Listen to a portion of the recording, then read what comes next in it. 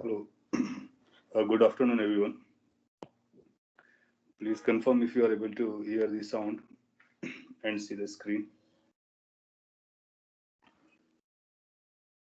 And if it is fine, we can proceed for the lecture of the day. Okay, good. So last day you have given a test on JEE main pattern. So I'm going to open that test. If you have any concern or queries related to that, वो आप पूछ सकते हो. और in case अगर आपको सभी को समझ में आ गया है तो हम लोग आगे बढ़ जाएंगे. पेपर वॉज रिलेटिवली इजियर अगर आपने सारी चीजें फॉलो की हैं तो. एंड स्टिल अगर कोई पॉइंट रह गया है और आपको कम समझा है तो हम लोग उसके बारे में बात कर सकते हैं. So again it would be better कि मैं सारी क्वेश्चन के बारे में थोड़ा थोड़ा बोल देता हूँ और जिसके बारे में आपको डिटेल में समझना हो उसके बारे में आपको बोल तो मैं उसको डिटेल में बता देता हूँ.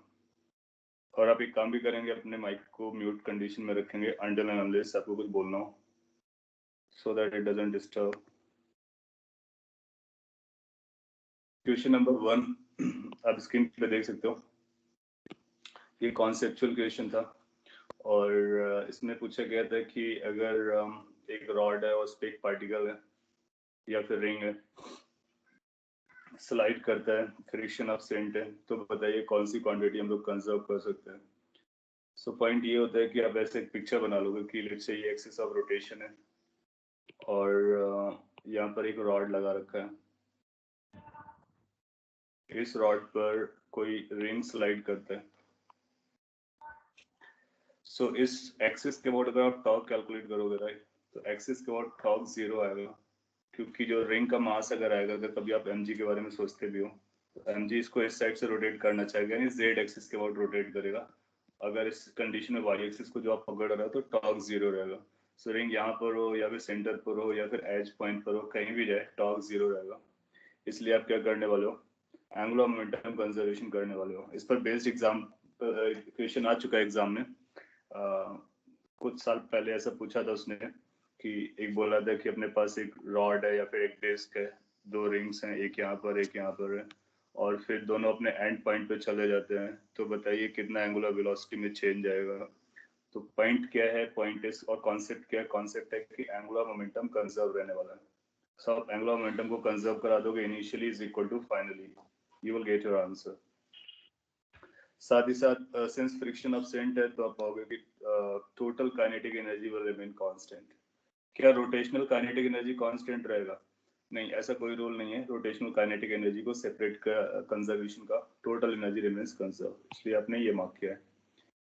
और अगर आपने ये मार्क किया है परफेक्ट है. बाकी इसका एक्सप्लेनेशन यहाँ पे दिया गया है, वो आप पढ़ लेंगे, नोट्स में ऐड कर लेंगे अगर जरूरत पड़ती है तो. सर यस सर मोमेंटम का एक बार और बता, समझा नहीं. मोमेंटम कैसे कंजर्व हुआ? मोमेंटम कैसे कंजर्व हुआ?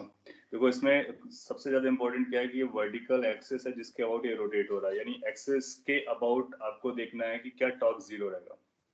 तो जब हम एक्सिस के अबाउट टॉर्क देखते हैं तो हम क्या करते हैं कि पहले ओरिजिन के अबाउट टॉर्क कैलकुलेट कर लेते हैं या किसी एक पॉइंट के अबाउट. अगर आप टाउ अबाउट ओ कैलकुलेट करोगे, टाउ अबाउट ओ, तो आप पाओगे कि रॉड रॉड का मास इसी पर एक्ट करेगा, इसलिए उसका ग्रेविटी फोर्स का टॉर्क 0 आएगा. लेकिन फिर आपके ख्याल में ये रिंग का mg आएगा, तो रिंग के mg के वजह से एक टॉर्क आ रहा होगा उसका, वो इस डायरेक्शन में आएगा. तो जो भी टॉर्क अबाउट ओ आएगा, कि आपको ये पता चल रहा है कि इसकी वैल्यू आएगी mg द रिंग का mass into perpendicular length in the direction of k cap और minus k cap for that matter. तो अगर यहाँ पर है तो फिर इस तरह से जाएगा तो माइनस k कैप आप लिख दोगे. ये टॉर्क अबाउट ओ है, लेकिन आपको सर टॉर्क अबाउट एक्सिस चाहिए. Sir yes. Sir but the axis is passing to one end. One and से होगा तब भी आप यही करेंगे, कहीं से भी हो. जैसे मैंने यहाँ पे मिड वे बना दिया है, अगर वन एंड से भी होगा तो आप करेक्ट कर लीजिए. तो वन एंड से होगा तो पॉइंट इज कि जिस एक्सिस के अबाउट आप रोटेट कर रहे हो उसके अबाउट जो टॉर्क आएगा वो इसके साथ फिर आप क्या करोगे, जे कैप से मल्टीप्लाई करोगे. तो के कैप डॉट जे कैप का आंसर कितना आएगा, 0. इसलिए जो भी एक्सिस होगी वाई एक्सिस के पैरेलल अगर आप कहीं भी बनाओ, सेंटर पे बनाओ, मिड पे बनाओ, यहाँ पर बनाओ, अगर आप कॉर्नर पे बनाते हो ना तो फिर आपको इसका भी टॉर्क लिखना पड़ेगा, इसका भी लिखना पड़ेगा, लेकिन दोनों किस एक्सिस के अबाउट जाएंगे, जेड एक्सिस के अबाउट. और y एक्सिस का टॉर्क कितना हो जाएगा 0। तो पॉइंट इज कि जब कभी आपको एक फिक्स्ड एक्सिस ऑफ रोटेशन दिया जाता है तो उसके अबाउट अगर टॉर्क नहीं आ रहा है तो उसके अबाउट हम एंगुलर मोमेंटम को कंजर्वेशन कराते हैं। सर यस सर जब रिंग रोटेट होती है तो उस पे नॉर्मल रिएक्शन भी लगेगा, normal reaction at an angle रहेगा, और देखो क्या कैसे कंजर्व करेंगे? देखो नॉर्मल रिएक्शन जो होगा वो इंटरनल फोर्स हो जाएगा। आपको एक्सटर्नल फोर्सेस के टॉर्क्स देखने होते हैं, तो नॉर्मल रिएक्शन रिंग पर अप हाँ साइड लगेगा, इस पर डाउन साइड लगेगा, वो कैंसिल आउट कर जाएगा। हाँ ठीक है। हाँ और सर। फ्रिक्शन एब्सेंट है, इस वजह से एनर्जी कंजर्वेशन हो जाएगी।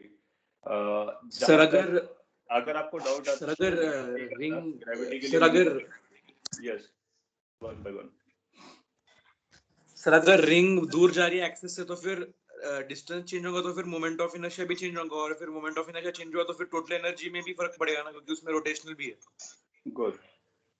सो आप ऐसे बोलते हो, अगर मैं इसको बोलूं, मैंने यहाँ पे एक्सिस सेंटर से दिखाई है, आप कॉर्नर से भी ले सकते हो। पॉइंट क्या होगा कि जब ये रिंग दूर जाएगी तो आई चेंज होगा और ओमेगा चेंज होगा, दोनों चेंज होंगे, लेकिन एल चेंज नहीं होगा जो कि आई ओमेगा है, ये कांस्टेंट रहेगा। और जो टोटल एनर्जी होती है, एनर्जी टोटल, इस पर काइनेटिक एनर्जी होती है और पोटेंशियल एनर्जी होती है। यहाँ पर पोटेंशियल एनर्जी में कोई चेंज नहीं आ रहा है, इसका मतलब ये कांस्टेंट है। टोटल एनर्जी कांस्टेंट रहता है, इसका मतलब है काइनेटिक को भी कांस्टेंट होना पड़ेगा। काइनेटिक में दो कंपोनेंट है, एक ट्रांसलेशनल है और एक रोटेशनल है। सो इन दोनों का कंबाइंड जो इफेक्ट होगा वो आपको कैसा लगा, वो कांस्टेंट रहेगा। और इसने बोला है कि KT is a total kinetic energy और KR is a rotational energy. तो ट्रांसलेशनल वाला पार्ट में कौन कौन सा आएगा? ट्रांसलेशन में आपको मिलेगा रिंग ट्रांसलेट कर रही होगी, ये रिंग जो चल रहा होगा उसकी काइनेटिक एनर्जी आएगी क्योंकि वो मूव कर रहा होगा, उसके पास कुछ वेलोसिटी होगी। और इसमें रोटेशन में कौन सा आएगा? रिंग का प्लस रॉड का आएगा। इसलिए हम ये बोलेंगे कि रोटेशनल काइनेटिक एनर्जी कांस्टेंट है, ऐसा क्लेम नहीं कर पाएंगे। टोटल कांस्टेंट है ऐसा क्लेम कर देंगे। तो आई चेंज होगा, यस। ओमेगा चेंज होगा, यस। और रिंग के पास काइनेटिक एनर्जी ट्रांसलेशन आएगी, यस। लेकिन सबका सम कैसा होगा? वो कांस्टेंट होगा और एंगुलर मोमेंटम भी कांस्टेंट होगा। जहाँ तक मेरे को याद आ रहा है, एडवांस में कुछ ऐसे क्वेश्चन आया था, एडवांस का होगा मोस्ट लाइकली, और वो आप देख लोगे प्रीवियस ईयर क्वेश्चन में, उसने ऐसा पिक्चर बनाया था, अच्छा सवाल था और कई लोग उसका आंसर नहीं दे पाए थे। उसने ऐसा बोला था कि यहाँ पर दो ये कर अरेंजमेंट है, यहाँ पर एक रॉड ऐसा लगा हुआ है, एक ऐसा रॉड लगा हुआ है, और इसको एक एक्सिस के अबाउट रोटेट कराते हैं, यहाँ से एक एक्सिस पास होती है और इसके अबाउट ये किसी ओमेगा से रोटेट कर रहा है या ओमेगा नॉट से रोटेट कर रहा है, और बोलता है कि इसके पास दो बीट्स हैं या फिर रिंग्स हैं, दोनों अभी सेंटर के क्लोज हैं, ऑलमोस्ट एट सेंटर पर हैं। बाकी सारा उसने इन्फॉर्मेशन दे दिया था, ये रॉड का मास या ये पूरे प्लेटफॉर्म का मोमेंट ऑफ इनर्शिया, वो सब आपको पता था। फिर बोला कि जब ये बीट्स यहाँ से ट्रैवल करके अपने एक्सट्रीम पोजीशन में पहुंच जाते हैं, एक साथ यहाँ पे पहुंचता है और ये यहाँ पे पहुंचता है, तो फिर नया ओमेगा क्या होगा बताइए। तो जो आपको नया ओमेगा बताना था, तो आप कॉन्सेप्चुअली देखिए, कैलकुलेशन तो आप कभी भी कर सकते हो, क्या कॉन्सेप्चुअली आपको ये समझ में आ रहा है कि इस एक्सिस के अबाउट टॉर्क 0 रहेगा, तो क्या हम इस एक्सिस के about initial angular momentum is equal to final claim कर सकते हैं? इनिशियल में I initial, omega initial, final I और ओमेगा फाइनल। फाइनल आई के लिए फिर इसका मोमेंट ऑफ इनर्शिया के लिए इसकी डिस्टेंस यूज आ जाएगी, और इनिशियली ये सेंटर पे थे तो जो बीट्स या पार्टिकल्स थे उनका मोमेंट ऑफ इनर्शिया 0 रहा होगा। तो इस तरह से हम आई फाइनल निकाल सकते हैं और ओमेगा निकाल सकते हैं। आप प्रीवियस इक्वेशन करेंगे तो आपको कहीं ना कहीं मिलेगा। तो पॉइंट इज कि कॉन्सेप्ट इंपॉर्टेंट है, एंगुलर मोमेंटम कंजर्वेशन रहता है, टोटल एनर्जी कंजर्वेशन रहता है, वो आपको समझना है। और अपने नोट्स में से क्रिटिकल पॉइंट्स जो नोट कर सकते हो। क्वेश्चन नंबर 2 आपके लिए इजी रहा होगा, रेडियस ऑफ जाइरेशन आपको बताना था, बल्कि उसका रेशियो बताना था। Circular disc, circular ring of same radii, tangential axis perpendicular to the plane of base for ring. Explanation भी आपके सामने दिया गया है, आई डोंट थिंक आपको कोई इश्यू बना होगा। बहुत ज्यादा अगर इशू किसी को बना है तो इस बात का बना होगा कि विजुलाइज करना है, तो मैं विजुलाइज करा के बता देता।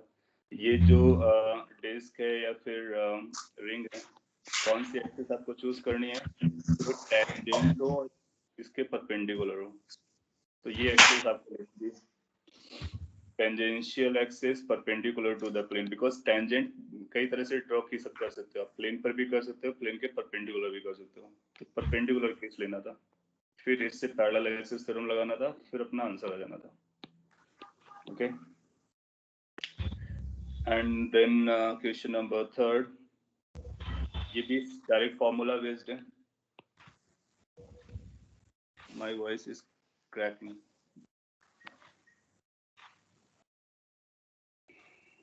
Maybe some fluctuations in net speed or so let me be a little bit louder if it works. No issues. So might be issues from your end अगर आपको क्रैक होता हुआ नजर आ रहा है। क्वेश्चन नंबर नेक्स्ट के बारे में बात करेंगे। ओमेगा आपको दे रखा है, आर दे रखा है, पूछा क्या, लीनियर वेलोसिटी। जब कभी लीनियर वेलोसिटी बोला जाए किसी भी पॉइंट के और बॉडी के बारे में, ये सारी सिचुएशन दिया हो, तो अपने को पता है v is equal to omega cross R. ये एक फॉर्मूला था, कभी हम लोगों ने पढ़ा था, बस इसी का एप्लीकेशन है। इसके बाद ओमेगा एक वेक्टर है, आर एक वेक्टर है, सिंपली आपको क्रॉस प्रोडक्ट करना है। क्रॉस प्रोडक्ट करने के रूल्स आप ऑलरेडी जानते हो। आंसर सिंस आपको आई कैप, जे कैप, के कैप के टर्म्स में देना है, तो आपको बहुत केयरफुल रहना है कैलकुलेशन में, और प्लस माइनस का ख्याल रखना है। एक तरीका होता है जिससे हम को सिंप्लीफाई करते हैं और अपना आंसर बताते हैं। तो अगर अभी भी आप मिस्टेक कर रहे हो तो be careful and revise this cross product one. और ये ओमेगा क्रॉस आर होता है, इसको भी प्रॉपर्ली याद रखना है, क्योंकि अगर आपने आर क्रॉस ओमेगा किया तो गड़बड़ हो जाएगा। क्वेश्चन नंबर नेक्स्ट, ये बोलता है कि एक सर्कुलर प्लेटफॉर्म है और किसी वर्टिकल एक्सिस फ्रिक्शनलेस एक्सेल पर टाई किया गया और माउंट किया गया, रेडियस वगैरह दे दिया गया, मोमेंट ऑफ इनर्शिया दे रखा है। Yes, someone's mic is on, please off it or mute it, and when you speak then only you use it. It disturbs really. तो आपको I पता है, R भी known है, और 70 kg man stands on the edge of the platform, begins to walk along with the edge with a speed to ground.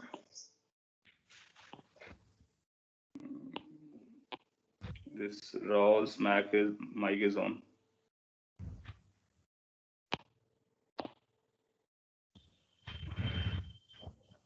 Just 1 minute.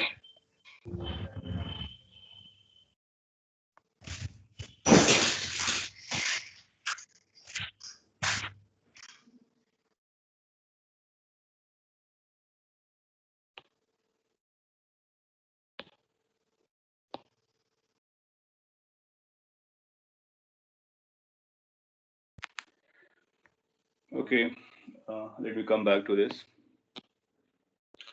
So I आपको given है, R given है, मास के बारे में बोला है, मैन का मास दिया गया, वॉक करना स्टार्ट करता है रिलेटेड टू द ग्राउंड। ये भी काफी पॉपुलर क्वेश्चन है, दो ऐसा क्वेश्चन हम लोगों ने पिक नहीं किया था, बट एक्सपेक्टेड था कि आप एंगुलर मोमेंटम को वॉच करेंगे, और फिर भी मैं यहाँ पे एक्सप्लेन कर देता हूँ। ये एक सिस्टम है जिसमें एक पर्सन और एक ये प्लेटफॉर्म है, और ये पूरा रेस पर है। पर्सन यहाँ पे इनिशियली एट रेस्ट पर है और इस तरह की सिचुएशन है। इसके बाद ये पर्सन इस डायरेक्शन में चलना स्टार्ट करता है। जब ये चलना स्टार्ट करेगा तो आप पाओगे कि ये रोटेट करना स्टार्ट कर देगा ओमेगा से पूरा प्लेटफॉर्म। तो अपने को क्या करना है, एंगुलर मोमेंटम कंजर्वेशन करना है। क्यों कर सकते हैं, क्योंकि talk about the axis zero आएगा, अभी हम लोग बात कर चुके हैं। आप बोलोगे initial angular momentum is equal to final, initially सब कुछ जीरो था, फाइनली एम मास का पर्सन आर डिस्टेंस पे खड़े होकर के वी नॉट से चलता है, और फिर इसके बाद में रोटेशन हो रहा है। रोटेशन में ये जो जा रही है डिस्क, तो डिस्क का मोमेंट कितना आएगा, आई इंटू ओमेगा, अपोजिट डायरेक्शन में आ जाएगा। दोनों को इक्वेट कर देंगे, यहाँ से ओमेगा की वैल्यू पता चल जाएगी।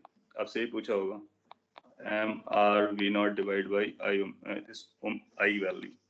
माइंड इट कि यहाँ पर जब हम वी नॉट लिखेंगे तो V not with respect to ground आना चाहिए। सो कई बार वो ग्राउंड के रिस्पेक्ट में देगा तो डायरेक्टली यूज कर लेंगे, कई बार प्लेटफॉर्म के रिस्पेक्ट में देगा तो फिर इसको ग्राउंड के रिस्पेक्ट में कन्वर्ट करेंगे, क्योंकि ये भी ग्राउंड के रिस्पेक्ट में है, ये भी ग्राउंड के रिस्पेक्ट में और लेफ्ट साइड भी ग्राउंड के रिस्पेक्ट में था। सो इसने बोला होगा कि दिस रिलेटिव टू ग्राउंड, तो सिंस उसने रिलेटिव टू ग्राउंड दिया गया है तो डायरेक्टली आप उसको यूज कर लोगे और फिर आप सिंप्लीफाई कर लोगे। तो फाइनल भी 0 आना चाहिए क्योंकि इनिशियल भी 0 है, इसलिए ये रिलेशन लगा देंगे और फिर अपना आंसर कर देंगे। आई किसका यूज करेंगे, आई जो आपको गिवन है मोमेंट ऑफ इनर्शिया, उसका यूज करेंगे और अपना आंसर आ जाएगा। कोई इशू रहा होगा तो आपको बोलना है, समझ में आ गया तो बहुत अच्छी बात है। Then question number 5 says there are certain particles ग्राम में दिया गया और सेम लाइन पर पर्टिकुलर डिस्टेंसेस पर रखे गए। डिस्टेंस ऑफ सेंटर ऑफ मास, तो एक इस तरह से आप पिक्चर बना सकते हो। 0 पर यहाँ पर एक m मास है, यहाँ 2m मास है, 3m मास है, nm मास है, सभी की डिस्टेंस l, 2l, 3l दिया गया है। डिस्टेंस ऑफ सेंटर ऑफ मास का फॉर्मूला ये होता है, सिंपल सा क्वेश्चन था, वैल्यूज रखनी थी आपको, फिर एक सीरीज बन जाएगी, न्यूमरेटर में भी होगी एक, डिनोमिनेटर में भी एक सीरीज हो जाएगी, दोनों के अपने फॉर्मूलाज होते हैं, रख दोगे, सिंपलीफाई कर लोगे, अपना आंसर आ जाएगा। और क्रॉस चेक करने के लिए आप क्या कर सकते हो कि n की वैल्यू 2 ले सकते हो, 1 ले सकते हो, 3 ले सकते हो, 2-3 को चेक करके भी आप वेरीफाई कर सकते हो। It works. We can put n equal to 2 and check, yes. So वो भी आप काम कर सकते हो in case you want to give answer quickly, और अदरवाइज आप इसको सॉल्व करना भी जानते हो और लर्न करना है। इसके बाद 6 is uniform solid cylinder. Solid cylinder है, यूनिफॉर्म है, जनरली आपको यूनिफॉर्म ही देगा। और देन अच्छा, इसके पिछले वाले क्वेश्चन के बारे में बात कर रहा, तो n की वैल्यू कुछ भी हो सकती है, n can take from 1 to any value, right? So you can check for 2-3 values then confirm. कभी भी आपको आंसर ऐसे क्वेश्चंस में जैसे आपने n इक्वल टू 1 रखा या n इक्वल टू 2 रखा, तो अगर केवल एक ही ऑप्शन बचता है जो करेक्ट है, बाकी सब कैंसिल हो रहे हैं, तब तो ठीक है, मार्क कर देने का। लेकिन अगर 2 ऑप्शन बचते हैं तो फिर आपको अगली वैल्यू पे चेक करने का। तो जब कभी हम डायरेक्ट मेथड यूज करते हैं या ऑब्जेक्टिव मेथड यूज करते हैं तो वी मेक श्योर कि कोई लूप होल नहीं रहा और क्लियर हुआ वो। सर मतलब जो सेटिस्फाई नहीं हुआ वो 100% रिजेक्ट है? हाँ, जो सेटिस्फाइड नहीं हुआ वो 100% रिजेक्ट है, और जो सेटिस्फाइड हुए हैं उनमें चांसेस है कि वो आंसर हो सकते हैं। लेकिन अगर केवल एक ही सेटिस्फाइड हुआ है तो श्योर शॉर्ट वही आंसर है। यूनिफॉर्म सॉलिड सिलेंडर वाला क्वेश्चन आगे देखते हैं। Moment of inertia about axis passing through the centre normal to the circular face, तो ये उसका जो नॉर्मल वाला या उसकी एक्सिस के आउट होता है वही बताना है, और दूसरा उसके परपेंडिकुलर बाइसेक्टर वाला बताना है। दोनों आप जानते हो, दोनों को इक्वेट करने की जरूरत है। तो नॉर्मल एक्सिस के आउट जो उसकी एक्सिस के आउट होता है वो mr²/2 होता है, और परपेंडिकुलर बाइसेक्टर के अबाउट हम लोग बात कर चुके हैं ml²/12 प्लस mr²/4, दोनों को आप इक्वेट करोगे और आपको एक आंसर मिल जाएगा। तो ये जो परपेंडिकुलर बाइसेक्टर के अबाउट मोमेंट ऑफ इनर्शिया होता है सॉलिड सिलेंडर या हॉलो सिलेंडर का, काफी इंपॉर्टेंट होता है, उस पर बेस्ड 2-3 बार क्वेश्चन एग्जाम में आया है। सो ये फॉर्मूला आपको याद होना चाहिए। अब वहां पर आप ये ड्राइव करने की कोशिश नहीं कर पाएंगे, या फिर करेंगे तो काफी टाइम टेकिंग होगा। So don't waste your time, just remember as a fact, और फिर इसको डायरेक्टली यूज करना होता है। So it will take very little time to answer. Moment of inertia of remaining portion of a disc, तो इसके लिए हम लोग बात कर चुके हैं। पहले टोटल का निकालेंगे, ओके अबाउट फेस का निकालेंगे, ओके अबाउट दोनों को सब्ट्रैक्ट कर लेंगे, दैट्स द रूल। और जो रिमूव पोर्शन है उसका निकालने के लिए पहले आप पैरेलल एक्सिस थ्योरम लगाएंगे, वो सारा स्टफ लगाएंगे। तो वही सब किया होगा, रिमूव पोर्शन का निकाला गया, फिर रिमूव पोर्शन का उस एक्सिस के ओर निकाला गया जिससे हम लोग चाह रहे हैं, फिर इसको निकाला गया, फिर दोनों को सब्ट्रैक्ट किया गया, आंसर आ गया। सो सोल्यूशन डिटेल में दिया गया है, वो आपको हेल्प करेगा समझने के लिए। इसके बावजूद भी कोई इशू बनता है या कंसर्न रहता है तो आपको बोलना है। Question 7 is from JEE main 2018। हाँ, सो इस तरह क्वेश्चन एग्जाम में आता है, तो वो आपके लिए हेल्पफुल है।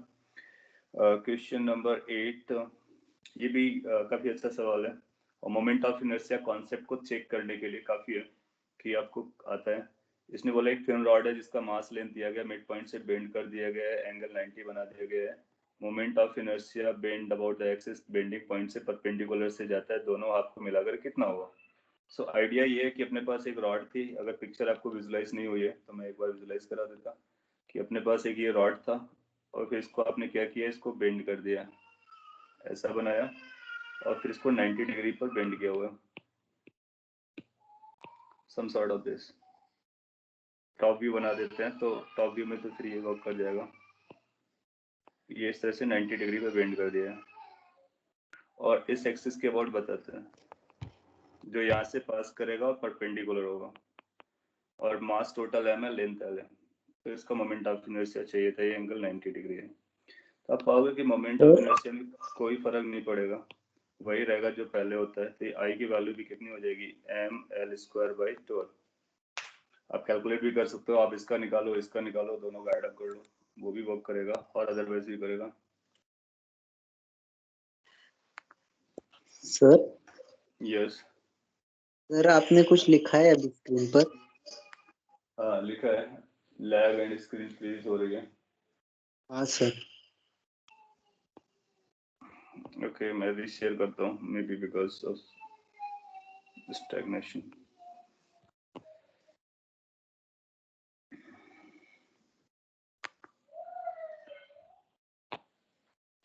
हाँ अभी विजिबल हुआ है स्क्रीन के आपको।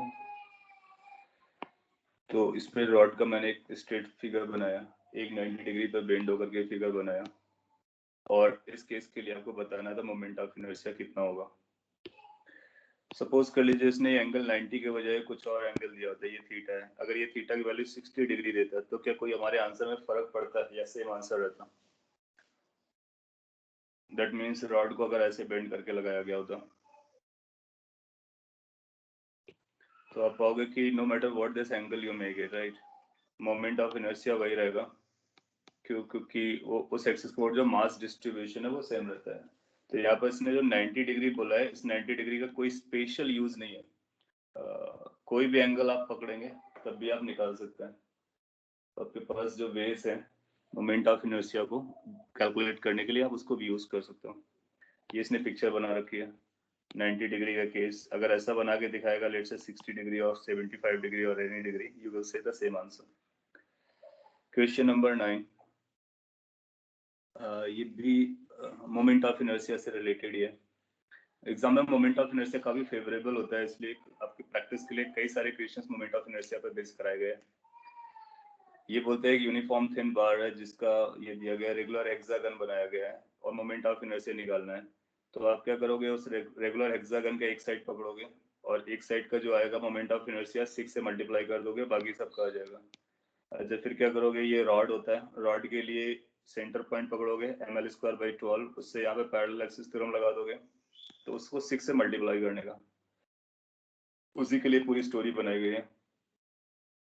और अगर आपने सोल्यूशन चेक किया तो आपको समझ में आ गया होगा, 6 से मल्टीप्लाई करोगे और वन साइड का कैलकुलेट करोगे, वन साइड के लिए पैरेलल एक्सिस थ्योरम लगाओगे, आर आइडेंटिफाई करोगे, आपको एक आंसर मिल जाएगा। अब ऐसे क्वेश्चन को एग्जाम में डील करने के लिए आपका conceptual understanding as well as quick calculation दोनों मैटर करता है। So calculation is also. Sir कोई और शॉर्ट ट्रिक है क्या उसके लिए? आप ऑप्शन देखोगे तो ऑप्शन से आइडिया लगेगा। ऑप्शन में देखो ml स्क्वायर तो आने ही आना है, बाकी ये नंबर है और नंबर को आइडेंटिफाई करने के लिए अपने पास कोई खास ट्रिक तो नहीं हो सकती है। बहुत ज्यादा आप दिमाग लगाओगे तो एक आध ऑप्शन आप निगलेक्ट कर पाओगे, तो उसके लिए जब कभी नंबर्स आते हैं तो फिर अपने को कैलकुलेट करना ही उचित बनता है।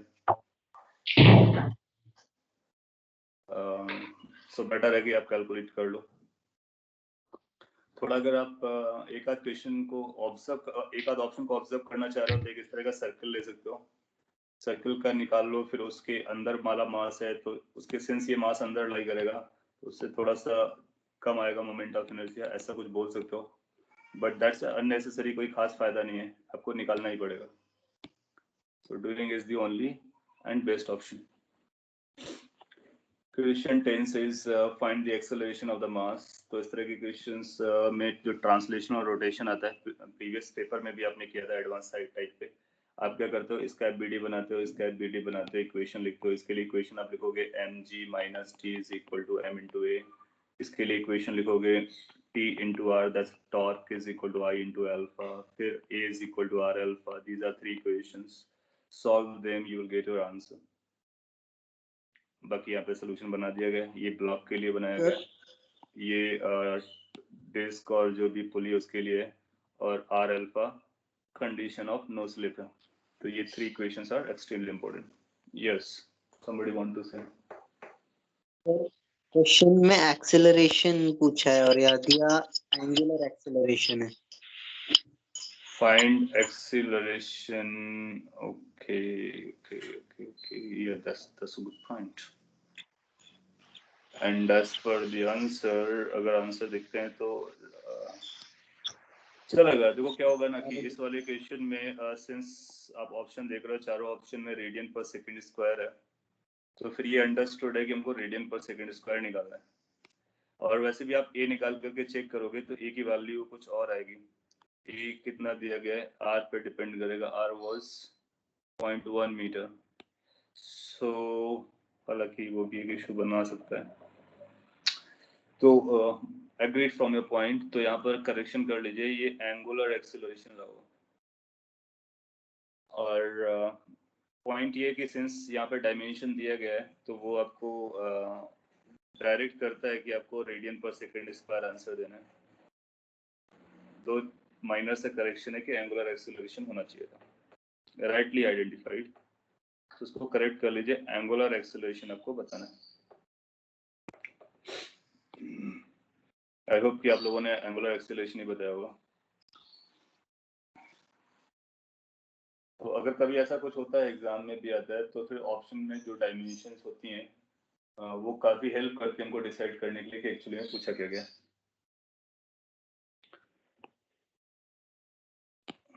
Question number 11. इस तरह क्वेश्चन हम लोगों ने किया था कि एक थिन सर्कुलर डिस्क है, हॉरिजॉन्टल प्लेन पर है, सेंटर से जाता है. अनदर डिस्क आप प्लेस करते हैं जेंटली कोएक्सियली, नया कितना एंगुलर वेलोसिटी आएगा. सेम क्वेश्चन हम लोगों ने किया था क्लास में. I1 omega 1 is equal to I2 omega 2, angular momentum conservation. अगली लाइन में आपका आंसर है. इस तरह के क्वेश्चन भी एग्जाम में आ जाते हैं. सिंपल होता है. इंपॉर्टेंट है कि आप मोमेंट ऑफ इनर्शिया प्रॉपर्ली लिखते हो. सर. यस सर आपकी स्क्रीन फिर से फ्रीज हो गई है.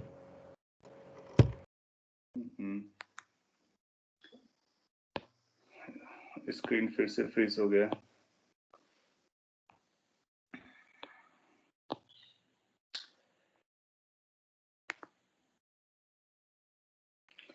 ओके, ये क्वेश्चन नंबर 11 के बारे में मैंने भी बोला था, अब आपको दिख रहा होगा. So I1 omega 1 is equal to I2 omega 2. और I लिखना आपके लिए काफी इंपॉर्टेंट होता है. प्रॉपर्ली लिखना बहुत जरूरी है, अदरवाइज आपका आंसर भी रॉन्ग हो सकता है. इसके बाद question number 12. It says a solid sphere of given mass and radius have a moment of inertia about axis passing through center as I, recast into a disk, thickness T, moment of inertia passing through the edge of perpendicular plane is again I. So its edge and perpendicular to the plane. Radius बताना है. बहुत simple question है. और आपने ये देखा होगा कि moment of inertia that sphere has this value, and then disk का moment of inertia निकाल लीजिए.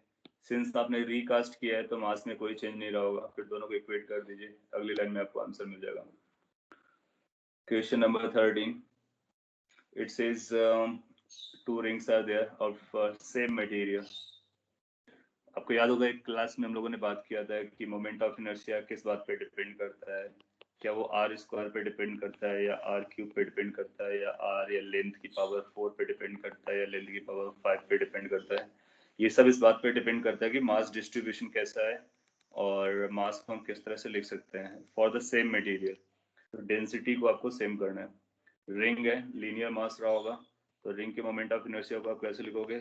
रिंग के लिए एम आर स्क्वायर लिखते हो, फिर एम को लिखोगे density, linear density rather, linear density into 2 pi r into r square. So basically this is going to be r raised to power 3.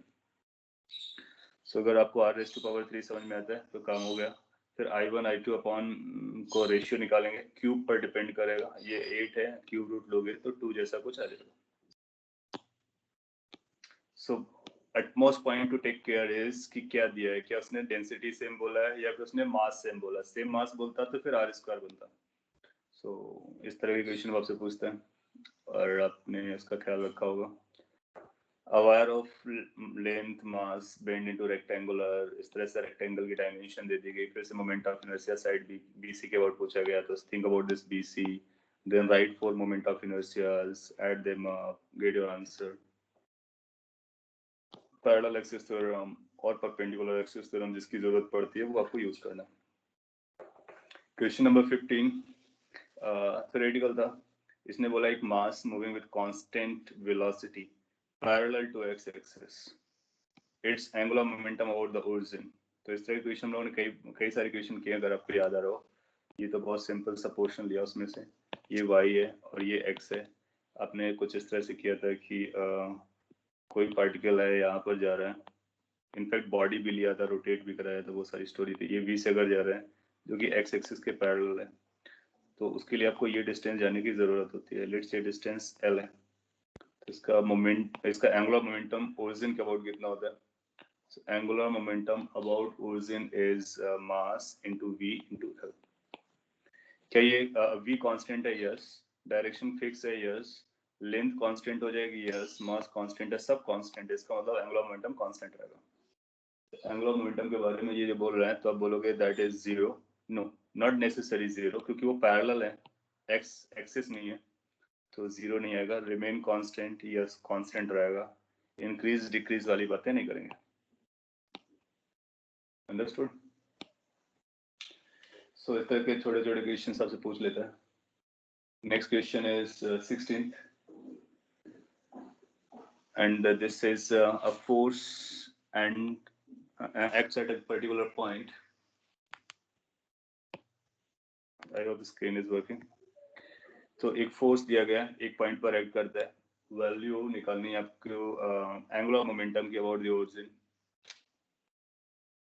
नहीं, इसने बोला which of the value of a for which angular momentum about the origin is conserved. a का मतलब यहाँ पे alpha होगा, फिर a है जो भी यहाँ पे लिखा हुआ है.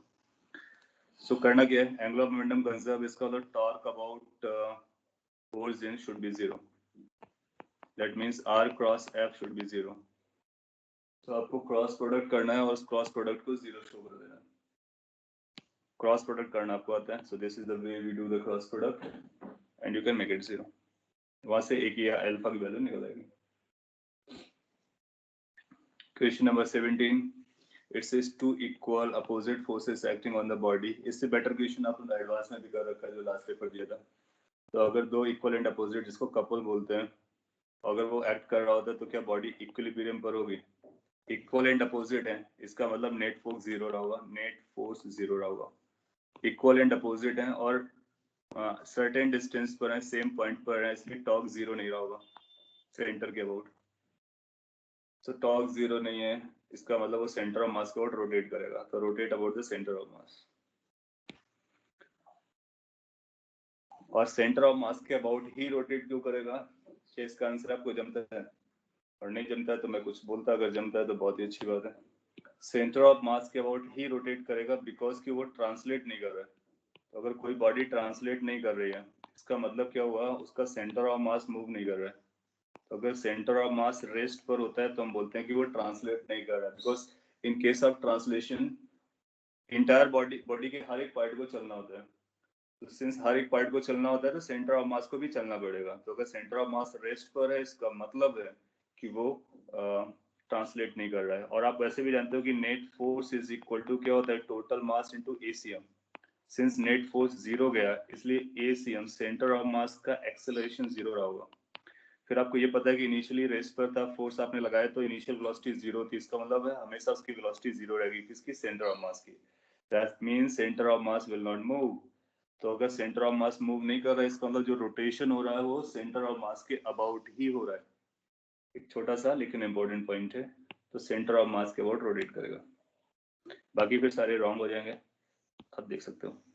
Sir yes. फिर why not C? C says the body may rotate about any point other than the center of mass. That's what I explained. And you look at this explanation. क्योंकि नेट फोर्स जीरो है तो centre of मास का acceleration zero होता है। तो जिस point का acceleration zero होगा इसका मतलब वो पॉइंट मूव नहीं करेगा, इसका मतलब रोटेशन एक्सिस फिक्स्ड होगी। और रोटेशन एक्सिस फिक्स्ड तभी होगी जब एक ऐसे पॉइंट से पास करे जो पॉइंट मूव ना कर रहा हो। तो वो पॉइंट कौन सा है? वो सेंटर ऑफ मास पॉइंट है, वो कोई दूसरा पॉइंट नहीं हो सकता है। अगर कोई दूसरा पॉइंट हो गया तो फिर सेंटर ऑफ मास के पास एक्सेलरेशन आ जाएगा, तो फिर ये जो फर्स्ट कंडीशन है उससे मैच नहीं खाएगा। तो first condition is ensuring that center of mass is at rest. Yes. Sir but अगर दोनों फोर्स सेंटर ऑफ मास के अगर एक ही साइड में लगेंगे तो सेंटर ऑफ मास के अबाउट रोटेट कैसे होगा? एक ही साइड लगेंगे ऐसा उसने नहीं बोला है। इसने सर तो बोला कोई भी कंडीशन अज्यूम कर सकता है ना? हाँ सर, दोनों साइड में भी ऐसा कंपलसरी थोड़ी है। हाँ ठीक है, अगर आप इसको उस पॉइंट ऑफ व्यू से पकड़ना चाहते हो तो आप बिल्कुल ऐसा बोल सकते हो कि दो फोर्सेस हैं और लेट्स से कि एक यहाँ पर एक्ट कर रहा है, एक यहाँ पर एक्ट कर रहा है। तो ऐसी सिचुएशन में भी सारा स्टोरी वही रहेगा। अब देखो कि ये भी फोर्स F है, ये भी फोर्स F है, तो नेट फोर्स कितना हो जाएगा? नेट फोर्स तो अभी भी जीरो हो जाएगा। टॉर्क निकालोगे तो नेट टॉर्क कभी भी जीरो नहीं रहेगा। तो कोई जिसका डिस्टेंस ज्यादा है वो डोमिनेट कर जाएगा, वो रोटेट कराएगा। किससे रोटेट कराएगा? सेंटर के अबाउट रोटेट कराएगा। क्यों सेंटर के अबाउट रोटेट कराएगा? क्यों? क्योंकि सेंटर ऑफ मास के एक्सेलरेशन को जीरो होना है। तो ये पॉइंट आप पकड़िए ना, फर्स्ट कंडीशन इंश्योर्स कि सेंटर ऑफ मास का एक्सेलरेशन जीरो होना चाहिए। That means centre of mass is not moving, is at rest. और अगर ये किसी और पॉइंट के अबाउट रोटेट किया तो फिर सेंटर ऑफ मास पर वेलोसिटी आ जाएगी, क्योंकि अगर एक्सिस ऑफ रोटेशन आपका यहाँ पर हो गया तो आप पाओगे कि ये भी सर्कल पे चलना स्टार्ट करेगा, तो इसके पास वेलोसिटी आ जाएगी। ये स्क्रीन फिर से फ्रीज हो गया। I don't know why this is getting repeatedly frozen. मैं फिर से इसको शेयर करता हूँ। मैंने कुछ लिखा था वो आपके समझने के लिए काफी इंपॉर्टेंट था, इसलिए एक बार फिर से आप देख लो। यहाँ पर लिखा है, स्क्रीन अब आपको दिखना चाहिए। और अगर आपको दिख रहा है तो मैंने फोर्सेस अलग अलग दिखाए हैं। फिर से मैं बोलता हूँ, पहली कंडीशन है, first condition is net force is zero, that ensures centre of mass is at rest. तो आपको सेंटर ऑफ मास को रेस्ट पे रखना है, ये इस वजह से इंश्योर हुआ कि नेट एक्सेलरेशन जीरो है। अगर आपका axis of rotation centre of मास के अलावा कहीं और होता है तो सेंटर ऑफ मास को सर्कल पे चलना पड़ेगा, क्योंकि वो रोटेशन का पार्ट बनेगा। तो उसके पास वेलोसिटी आएगी, उसके पास एक्सेलरेशन आएगा, जो कि फर्स्ट कंडीशन के अगेंस्ट चला जाएगा। इसलिए नो मैटर फोर्सेस कहाँ पर लगते हैं बॉडी पर, एज लॉन्ग एज कि वो सर्टेन डिस्टेंस पे लगते हैं, एक ही पॉइंट पर नहीं, सर्टेन डिस्टेंस पे। तो ये जो सर्टेन डिस्टेंस है ये एक इंपॉर्टेंट वर्ड है। एक ही पॉइंट पर लग रहा होता तो टॉर्क भी जीरो हो जाता। तो इसलिए आप पाओगे कि सेंटर ऑफ मास के अबाउट ही रोटेट करना उसको कंपलसरी है। That's why C part is not correct. फिर आपने लिखा है but the axis of two forces is same then नहीं, they are acting at a different location, तो उनकी जो लाइन ऑफ एक्शन है वो अलग अलग है। Sir, If it is a rod, then it ignite. If the forces act at two of its end, then it will not rotate. देखो क्या होगा कि पॉइंट है ये, अपने नोट में भी ऐड कर लेना कि जब दो equal and opposite forces at certain distance पर एक्ट करते हैं किसी भी रिजिड बॉडी पर, तो वो बॉडी ट्रांसलेट नहीं करता है, बॉडी केवल रोटेट करता है, and that too rotation is about its centre of mass. Yes. Sir. Yeah, go on. Sir, but it's within certain distance, as in only one distance is, it's not distances, it's only a certain distance. So it will be a Yes, single yes. distance, no, equidistant on the Yes, so axis. yeah, certain distance mean any fixed amount of distance between the point of action. That means they are not at the same point. That's the meaning of certain distances. Sir, but it's certain distance for both the forces. Like they will be equidistant from, both the forces will be equidistant from the center of mass or the axis. No, that's not the meaning we should carry with this language. The meaning that we should carry is this: एक बार मैं पढ़ लेता हूँ. Two equal and opposite forces act on a rigid body at a certain distance. हाँ, इसका ये meaning दे रहा है कि दो फोर्स लग रहे हैं किसी एक रिजिड बॉडी पर और उन दो फोर्सेस के बीच का जो डिस्टेंस है वो सर्टेन है. दैट मींस उनके बीच का डिस्टेंस है and that is non zero. That's the meaning we should carry from this statement. The direction of torque for both the forces is same, so it has to rotate. हाँ, अगर दो case हैं, अभी आपने एक point बोला कि अगर सेंटर ऑफ मास के एक ही तरफ होंगे तब भी ये रोटेट कराएगा, और अगर ये सेंटर ऑफ मास के अलग अलग पॉइंट लोकेशन पर होंगे, may be like one force is acting this side, another force is acting this side, still you will find कि ये रोटेट ही होगा. तो ये भी सेंटर के अबाउट रोटेट होगा, ये भी सेंटर के अबाउट रोटेट होगा. In both cases, there will be only rotation, no translation. So, pure rotation case, rotational motion.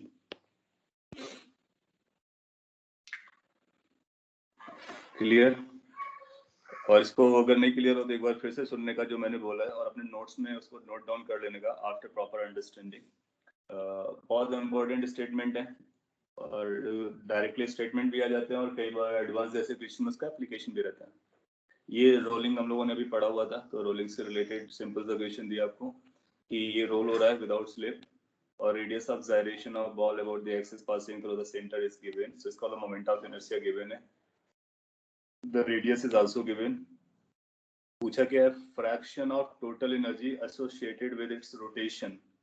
Last class में हम लोगों ने ऐसा क्वेश्चन किया था, तो आपको क्या बताना कि रोटेशन का जो एनर्जी है रोटेशनल मोशन का और ये टोटल एनर्जी है, इसका रेशियो चाहिए आपको. और कौन सी बॉडी है? बॉडी है बॉल. बॉल का मतलब हुआ स्फीयर, सॉलिड स्फीयर. तो सॉलिड स्फीयर के लिए टोटल एनर्जी आपको याद है कितना निकला था? 7/10 mr². And rotational kinetic energy कितना होता है? Rotational kinetic energy is half I omega square. ये मैंने 7/10 डायरेक्टली लिख दिया. बेटर आपको इस फॉर्म में लिखना चाहिए क्योंकि उसने रेडियस ऑफ जायरेशन दिया हुआ है, तो आप अलग अलग करके लिख लो इसको. How you are going to write it as like half mv² plus half I into omega square. अब आई को क्या लिखना है? आई को लिखना है m इंटू के स्क्वायर. आई की वैल्यू यहाँ पे पुट कर दीजिए, डिवाइड कर दीजिए, सिंप्लीफाई कर लीजिए, आपको आंसर आएगा. तो total rotation divide by total, k equal to 0 then ratio 0.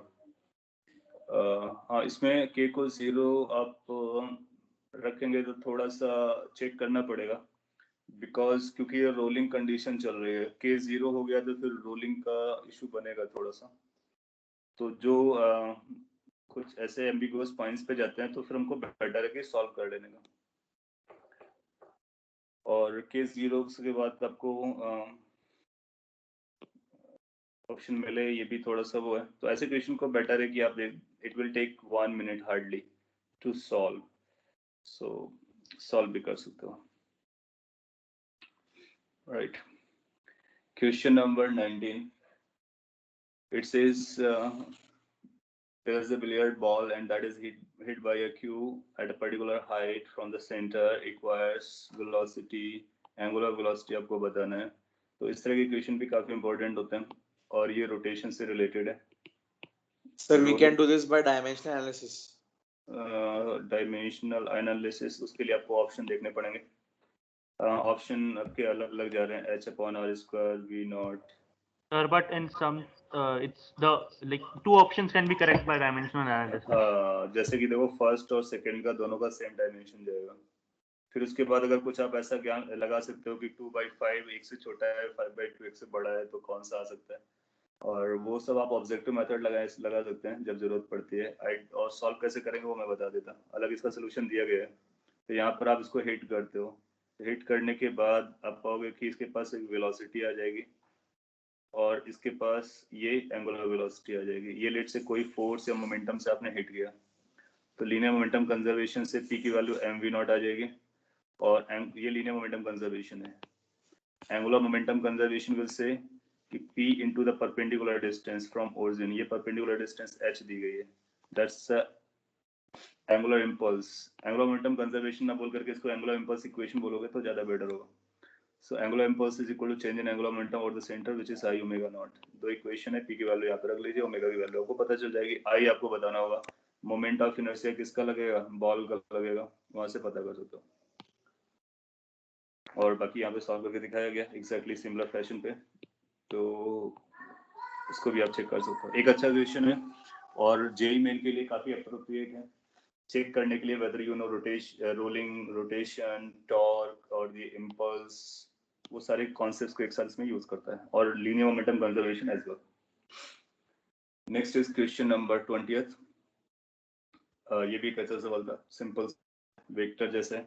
इसने बोला एक ट्रेन है जो half of the circular track पे चलता है, आप ही बोला ना, moving on a circular track and it is half of the perimeter को कवर करता है, लीनियर मोमेंटम बताना है। तो ये सिंपल लीनियर मोमेंटम बताना है। तो लीनियर मोमेंटम कैसे निकालते हो, मास इनटू वेलोसिटी।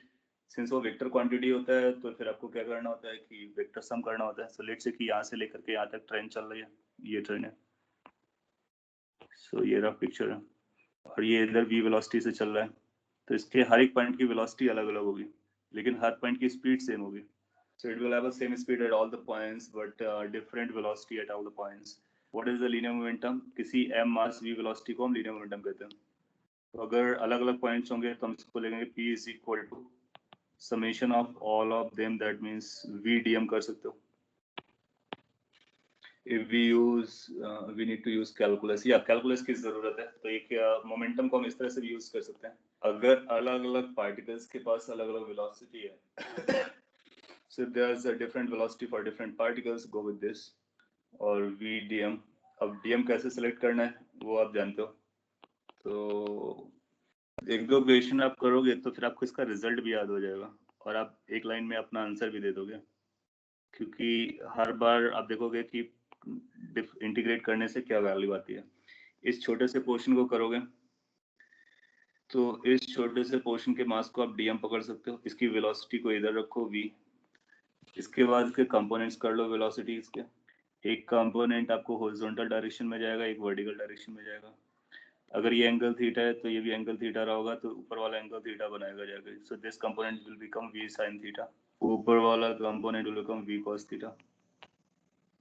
फिर आप देखोगे कि जब हम इस पॉइंट a पॉइंट से b पॉइंट तक इंटीग्रेट करेंगे तो वर्टिकल कंपोनेंट इधर जाकर के ये डाउन साइड बनेगा और ये इधर बनेगा। तो पॉइंट इसकी जो वर्टिकल कंपोनेंट्स है वो एक दूसरे को नलीफाई कर देंगे, जो बचेगा वो केवल और केवल हॉरिजॉन्टल कंपोनेंट बचेगा।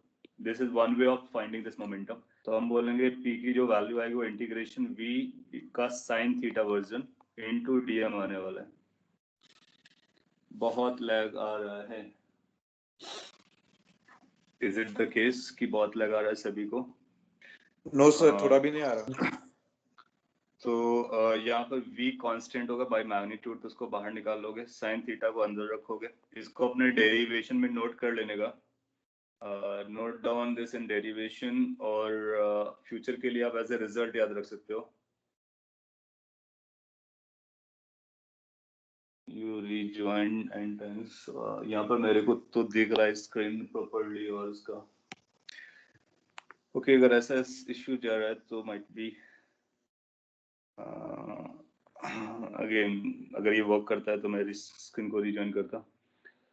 मैं जो डेरिवेशन कर रहा हूँ ये आपके लिए खास इंपॉर्टेंट है, उसको एज ए रिजल्ट याद रखना है। बहुत सारे केसेस में क्वेश्चन डायरेक्ट आता है तो उसको आपका रिजल्ट भी याद रहेगा और सॉल्व करने का टेक्निक भी याद रहेगा। आगे चल करके भी इस टेक्निक की जरूरत पड़ती है। सो सिमेट्रिकली आप थीटा एंगल लेकर के एक छोटा सा एलिमेंट लेते हैं, उसको इंटीग्रेट करते हैं। डीएम को क्या लिखेंगे? डीएम को लिखेंगे let's say total mass m है, total mass pi r, half of the periphery पर डिस्ट्रीब्यूटेड है, और आपको चाहिए आर डी थीटा वाला एरिया, तो आर डी थीटा कर लेने का। ऐसा करने के बाद ये बन जाएगा m r, r star cancel हो गया तो उसको हटा देते हैं, m v by pi in integration sine theta D theta. तो अगर आपको ये साइन थीटा डी थीटा समझता है तो इसके बाद आप क्या करोगे, इसका इंटीग्रेशन कर दोगे। इंटीग्रेशन में लिमिट कहाँ से कहाँ तक देना है? 0 से लेकर के पाई तक। जैसे आप 0 से पाई तक लिमिट देने वाले हो तो ये बनेगा cos थीटा और विद अ माइनस साइन, तो ये 2 बन जाएगा। अगर आप ध्यान से कैलकुलेट करोगे तो ये बनेगा 2 mv by pi। So and this linear momentum of half of this train, और ये जो ट्रेन है जो half of the circular track पर है उसका वैल्यू 2 mv/pi आ जाएगा। 2 mv/pi करके एक ऑप्शन होना चाहिए, उसी को मार्क करना था, तो ये करेक्ट हो जाएगा। Please do copy this or later on you make your notes and make in your proper notes में इसको include कर लेने का, याद भी रखने का। Sir, क्या आप बता सकते हो कि अगर ये फुल ट्रेन होता है, फुल सर्कुलर पार्ट को कवर कर रहा होता है ट्रेन, तो इसका लीनियर मोमेंटम कितना रहा होता? 0। तो वो 0 हो जाता है क्योंकि वेक्टर्स का सम 0 हो जाता है। Good. sir, yes. sir, in the same question, we cannot use center of mass. Centre of mass, centre of मास के लिए यूज कर सकते हैं, बिल्कुल कर सकते हैं, क्योंकि अपने पास एक फॉर्मूला भी होता है ना, P की वैल्यू ऐसे भी लिखते हैं, P is equal to total mass into VCM। Remember that? So centre of mass की वेलोसिटी भी आपको मिलती है, तब भी चलेगा। So in case you can find the velocity of center of mass and then multiply by the mass, you will get the total momentum. So that's also going to work. So उसके लिए आपको center of mass की velocity पता करनी पड़ेगी। Again आपको उसके लिए ये निकालना पड़ेगा।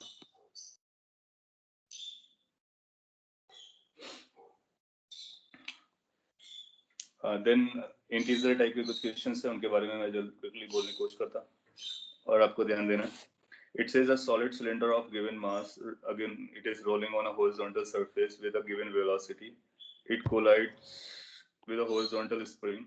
Maximum compression बताना है, rolling को throughout consider करना है। जब ये collide करेगा तो उसके पास जो एनर्जी है वो किसमें चला जाएगा? स्प्रिंग एनर्जी में चला जाएगा। तो अब ये बोलोगे कि इसके पास जो एनर्जी थी, कौन सी बॉडी है? सॉलिड सिलेंडर है। Solid cylinder is a disc, disc is 3/4 mv²। You remember that? This is the total velocity of rolling disk, and this goes to half kx²। Next line में आपका answer है। x आपको पता करना था, तो कुछ अंडर रूट बनेगा 3/2 m/k इन आउटसाइड v। आपको m पता है? यस। आपको v पता है? यस। आपको k पता है? Yes. It will take like half a minute or less than that to answer। और उसकी स्टोरी यहाँ पे लिखी गई है। Half kx² is equal to 3/4 mv²। So solid cylinder or disk, they have the same total kinetic energy in case of pure rolling condition। ये री-एक्सप्लेन करो ना एक बार, मैं फिर से री-एक्सप्लेन कर देता। इसने बोला है कि एक सॉलिड सिलेंडर है जो स्प्रिंग से जाता है। अगर आप इसको पिक्चर में देखना चाहते हो कैसा है, तो ये बता देता।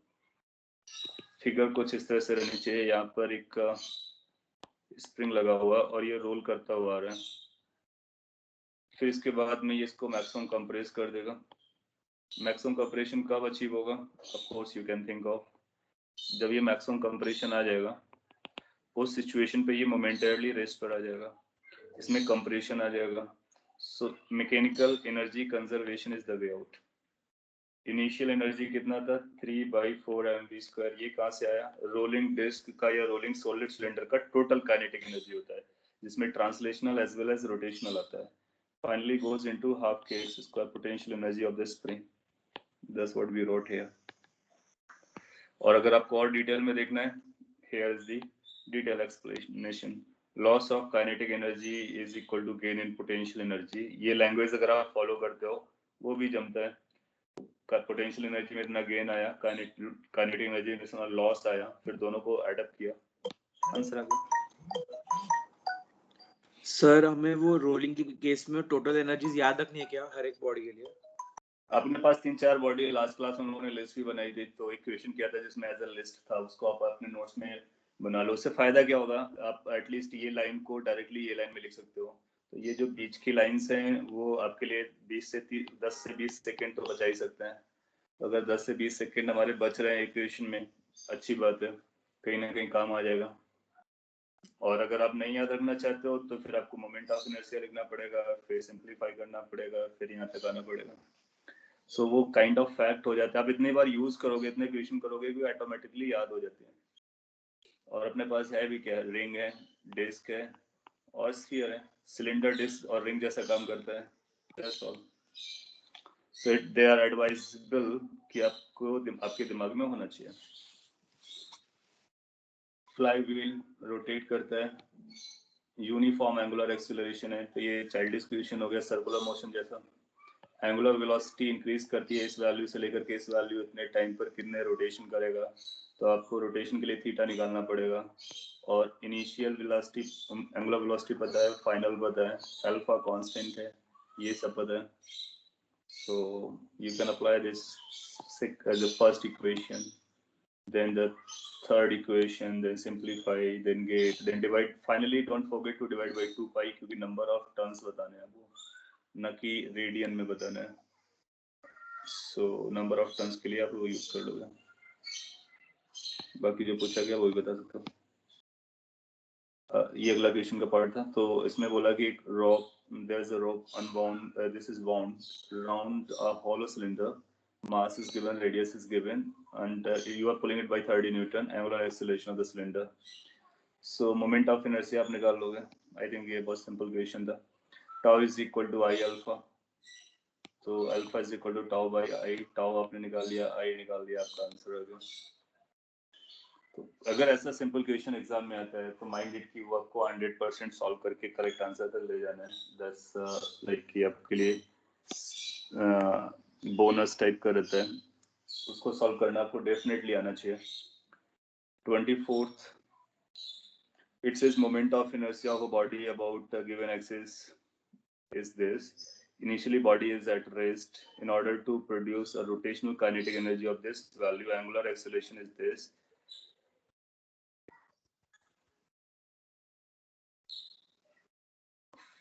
Must be applied about the axis for a duration what?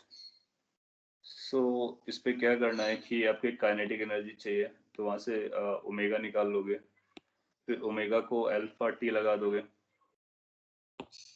सो उस अल्फा टी के बाद उसको काइनेमेटिक्स वाले फॉर्म में सॉल्व कर लोगे, और ऐसा करने से आप आंसर तक पहुंच सकते हो। मैं फिर से स्क्रीन को शेयर कर रहा हूँ, दिखा रहा हूँ यहाँ पर। सो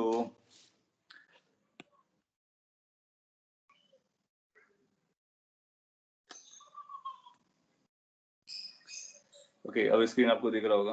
तो पहले आपने k is equal to I half I omega square निकाला, फिर omega is equal to 0 plus alpha t से लगा दिया, टी के टर्म में आ गया, फिर सारी वैल्यूज को रख दी, टी की वैल्यू आपको निकल करके पता चल जाती है।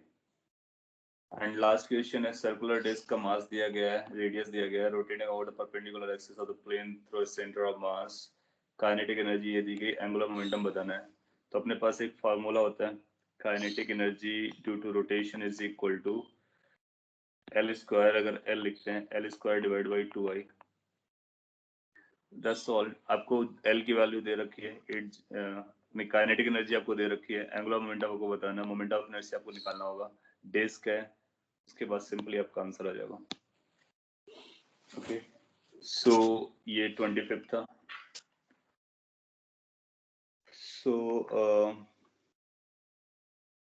ये आपका पेपर कंप्लीट होता है। इस पेपर में कोई करेक्शन और अगर आपको लगता है कुछ तो बोल सकते हो। अभी तक तो कोई करेक्शन आया नहीं। एक क्वेश्चन में एंगुलर वर्ड मिसिंग था तो वो चलता है क्योंकि ऑप्शंस करेक्ट थे, और rest is fine. Easy paper था। ऐसा पेपर में आपको मैक्सिमम स्कोर करने की कोशिश करनी होती है, तो जहाँ भी आपसे मिस्टेक हुई है उनको करेक्ट कीजिए, और अपने नोटबुक में उन पॉइंट्स को जॉट डाउन कर लीजिए जहाँ पर आपने गलती की थी, या फिर इसमें जो आपने लर्न किया है। कॉन्सेप्चुअली कई सारे पॉइंट्स हैं जो आपको क्लैरिफिकेशन देते हैं, they must be written in your notebook so that in future you can revise them. Highest score in physics, अभी ये मार्क्स कंपाइल नहीं किया है, बट जितना देखा है तो सीम्स लाइक कि 90 is the highest, but after compilation सभी के मार्क्स को चेक कर पाएंगे। सो फ्यू मार्क्स देखा था जिसमें 90 हाईएस्ट दिख रहा था। ओके, अगर पेपर में कोई और डाउट बचा हो तो आप पूछ लीजिए, otherwise we have 10 more minutes, तब तक कुछ आगे का पढ़ लेते हैं। सर वो रोटेशनल पावर कर सकते हैं 10 मिनट? हाँ, रोटेशन पावर भी है, 2-3 फार्मूला मैं आपको बता देता हूँ अभी। रोटेशन पावर की वो भी एक जरूरी पार्ट है जिसकी वजह से 1-2 क्वेश्चन मैं आपको दे नहीं पाया। अगले टेस्ट में आ जाएंगे, नॉट एन इशू। सो अभी हम लोग रोलिंग पढ़ रहे थे, अगर आपको याद आ रहा हो तो रोलिंग में क्या क्या हुआ था। इसके बाद रोलिंग का जो अगला पोर्शन आने वाला है, rolling on an inclined plane, उसको हम लोग नेक्स्ट क्लास कल डील करेंगे डिटेल में। तो ये जरूर बता देते हैं कुछ फॉर्मूलाज हैं जो पावर से रिलेटेड है, वर्क डन से रिलेटेड है। तो अब लिख लीजिए work done by a torque. तो जब किसी बॉडी पर टॉर्क लगता है तो वो भी वर्क डन करता है, जिस तरह से work done by a force हुआ करता था, in a very similar manner पे। Rolling on an inclined plane, rolling on an inclined plane के बारे में मैंने आपको कुछ कॉन्सेप्चुअल पॉइंट्स बताए थे, जैसे कि फ्रिक्शन किधर लगता है, कौन सा लगता है, कितना होता है। अभी उसका मैथमेटिकल सॉल्यूशन नहीं दे रहे हैं, तो रोलिंग पर अभी rolling on an inclined plane पे काफी क्वेश्चंस करने को बाकी है, और वो हम लोग नेक्स्ट क्लास में डिटेल में डील करेंगे। तो ये लिख लीजिए पहले, टॉर्क के द्वारा वर्क डन। देखो, work done by a force का फॉर्मूला होता है F डॉट डी आर। आप चाहो तो इसी का कॉपी कर सकते हो, और इसका जो मिरर इमेज होता है वही फॉर्मूलाज यहाँ पर भी चलते हैं। तो यहाँ पर फॉर्मूला बनता है work done by a torque is equal to torque dot d theta. So this is the formula that we use for work done by a torque. कैसे इसको यूज करेंगे तो उसके लिए बता देता हूँ। जैसे अपने पास ये बॉडी है और let's say this is the axis.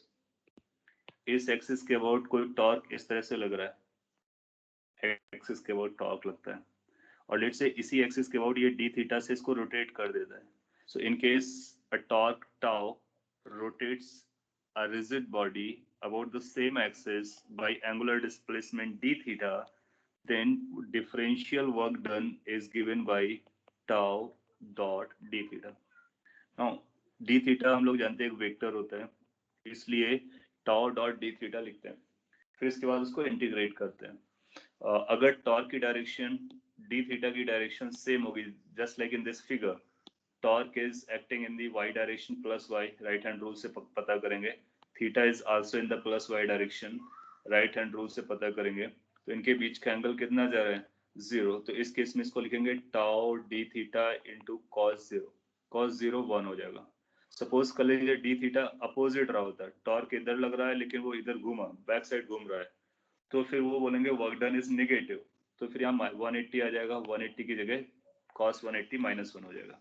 तो पॉइंट इज कि हमको थीटा और टाउ की डायरेक्शंस वॉच करनी होती है, फिर एंगल को डिसाइड करना होता है।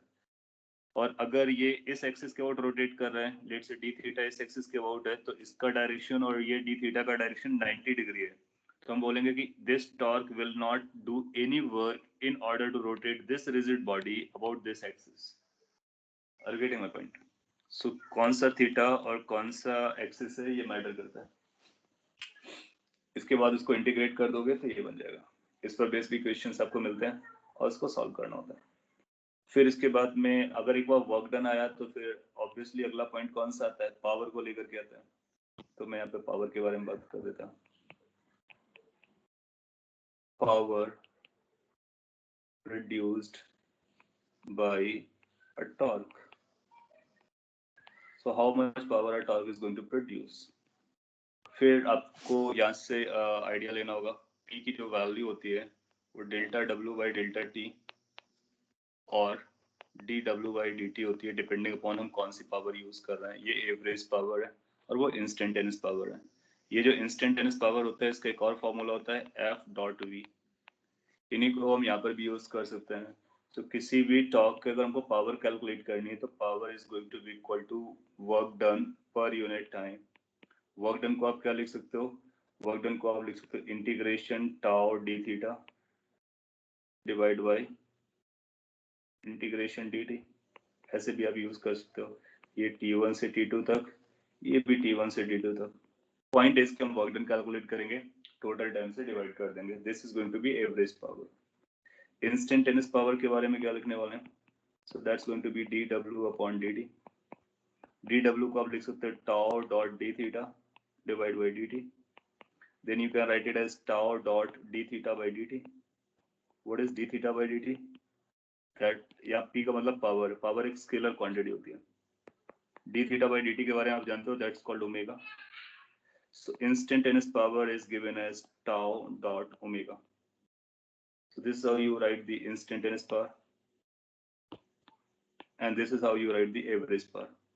So जब कोई पावर के बारे में पूछेगा तो tau dot ये कर सकते हैं. फिर से हमको देखना होगा कि ओमेगा और tau के बीच में कितना एंगल जा रहा है, और उसके अकॉर्डिंग हम पावर बोलेंगे. अगर ओमेगा एंगुलर वेलोसिटी टॉर्क की डायरेक्शन के परपेंडिकुलर है, that means no power is being delivered by that torque.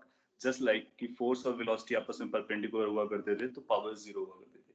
तो जो हम ट्रांसलेशनल मोशन में पढ़ते हैं उनका मिरर इमेज रोटेशनल मोशन में फॉर्मूला बनता है, और यहाँ पे ड्राइव करके भी बता दिया गया. तो इसको आपको कॉपी करना है.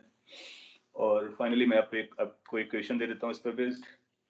उसको अगर आप सॉल्व कर लेते हैं तो अपना काम हो जाएगा. सो ये दो डेफिनेशंस वर्क करती हैं, वर्क डन को लेकर के और पावर को लेकर के. फिर इफिशियंसी वगैरह वर्ड यूज करेगा तो इफिशियंसी हम लोग ऑलरेडी पढ़ चुके हैं. कभी अगर आपसे इफिशियंसी पूछता है, इफिशियंसी ऑफ एनी बॉडी और मशीन और एनीथिंग, सो उसको हम लोग ऐसे लिखते हैं power output divide by power input into 100. So whenever we need to calculate the efficiency of any working machine or maybe of any device, तो उसको इस फॉर्मूले से गवर्न करते हैं. Efficiency is equal to output power divided by input power into 100. Sir?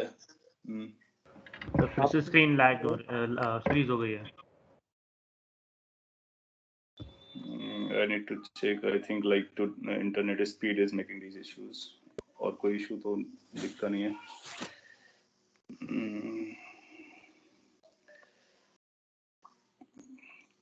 So मैं फिर से आपको उस स्क्रीन पे ले जा रहा हूँ. Hopefully अब ये विजिबल हो जाएगा.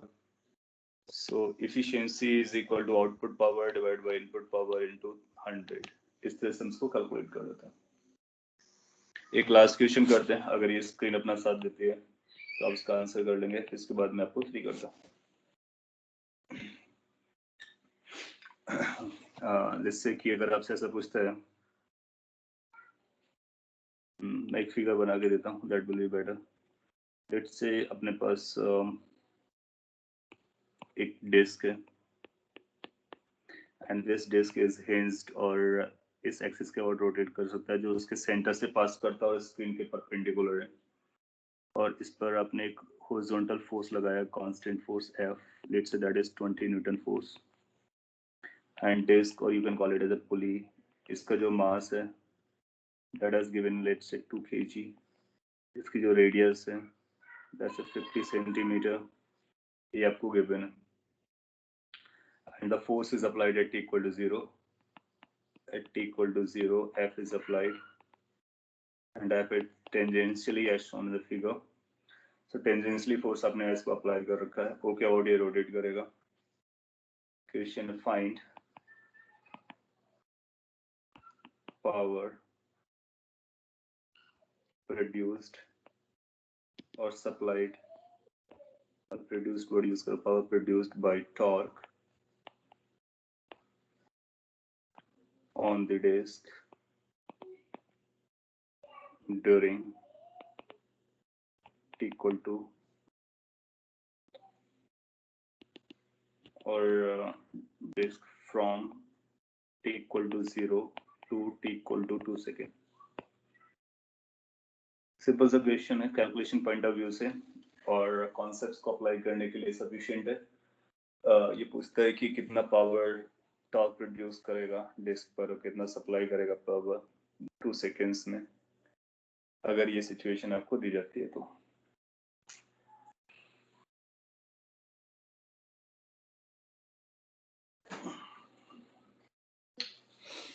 होपफुली स्क्रीन आपको दिख रही है और आप सॉल्व कर रहे हो और आपको एक आंसर देना है.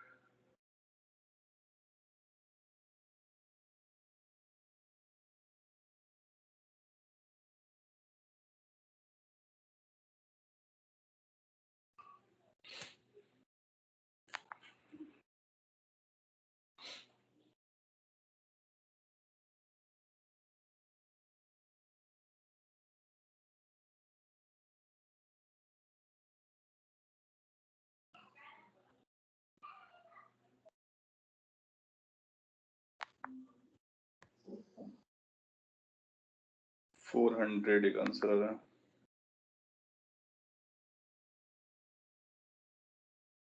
एक 40 आ रहा है।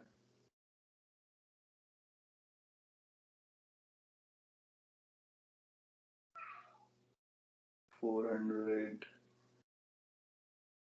is being repeated.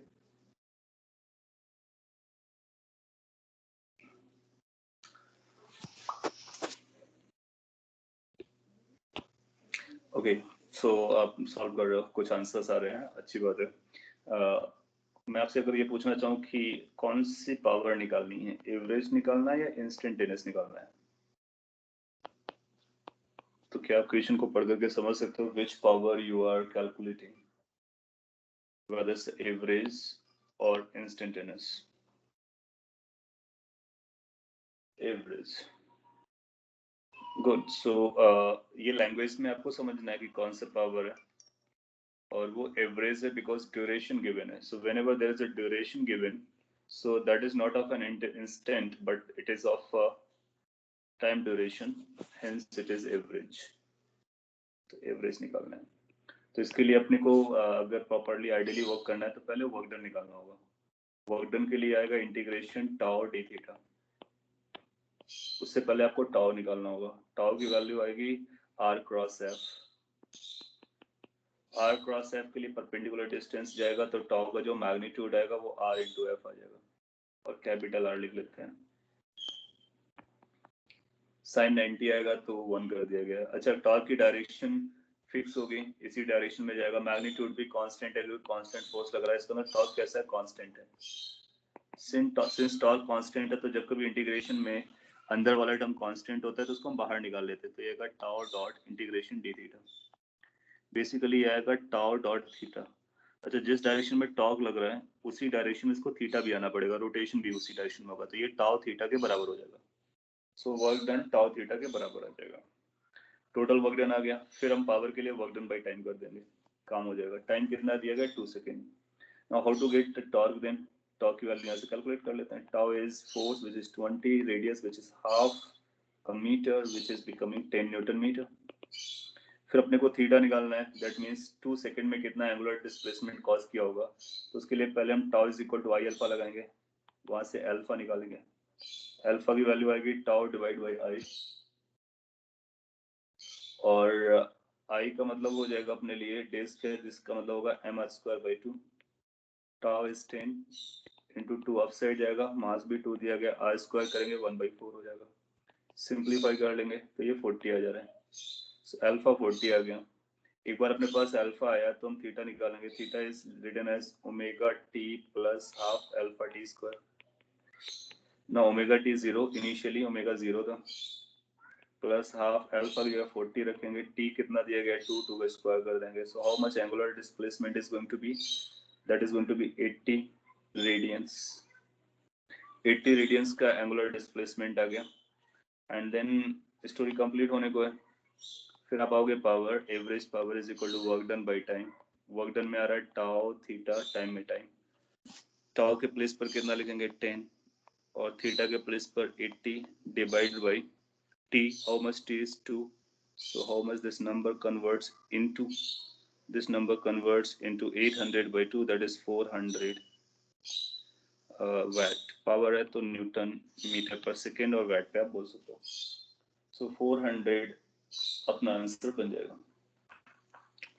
सो इस तरह से हम कैलकुलेट कर सकते हैं. तो पॉइंट इज कि किसी टॉर्क का वर्क डन हमको कैलकुलेट करना आ गया. किसी भी टॉर्क का पावर कितना डिलीवर्ड है, एवरेज पावर अपने को कैलकुलेट करना आ गया.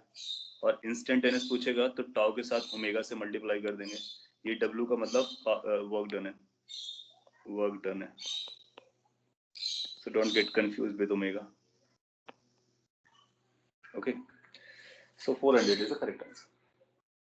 चलेगा. सो टाइम भी आपका हो गया, और इसी के साथ आपने ये 2 पॉइंट्स लर्न कर लिए as a formula.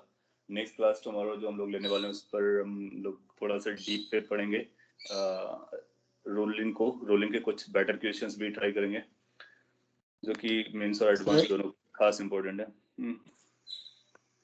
Can you please move 2 slide back?